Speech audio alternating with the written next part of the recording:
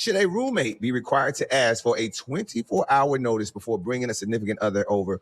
Or is it my rent, my right? That's the golden rule. So, of course, we got some options for you, roomies. Yes, I shouldn't walk out in my underwear to find your partner making some cereal at 8 a.m. Respect the shared space with a heads up. Option 2, no, I pay 50% of the bills. As long as they aren't moving in or trashing the place, I shouldn't have to ask permission to have company. Now, this is ridiculous, man. Like, obviously, we pay 50% of the rent, so we can do what we want to do. It's just a matter of respect, right? Like, if I know, like, ladies, if you know your boyfriend's walking through the crib like Melvin, you know what I mean? And baby boy, then yeah, you might want to give your roommate a heads up, right? But other than that, decent people pretty much know, hey, man, you know, I know you have a roommate. I'm not going to be walking through your crib, disrespecting, you know what I mean, being outrageous. So I think if you have a person who has some sort of sense, you don't have to get 24 hours notice. That's crazy. 24 hours, like what? It's like a job notice. You know what I mean? Like you putting in time off for the crib, like you got to put in PTO or that kind of notice to let people know that you having company. I think that's a little outrageous. No, that's outrageous because sometimes magic just happens, baby. You just that's what I'm saying.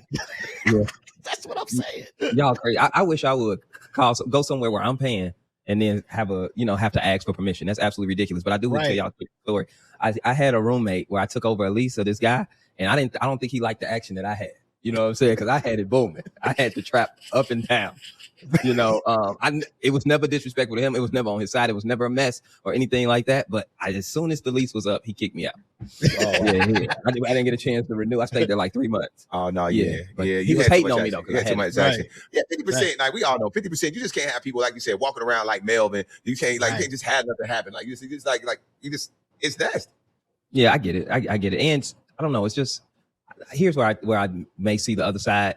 Yeah, let's say, you have daughter, Tom. Mm-hmm. Let's say your daughter had a roommate and she's bringing guys, the roommate's bringing guys over and your daughter don't know. And she may feel uncomfortable. And I think when you're dealing with women who may, they get dressed and, they may walk freely around their house, you know what I'm saying? She might want to heads up.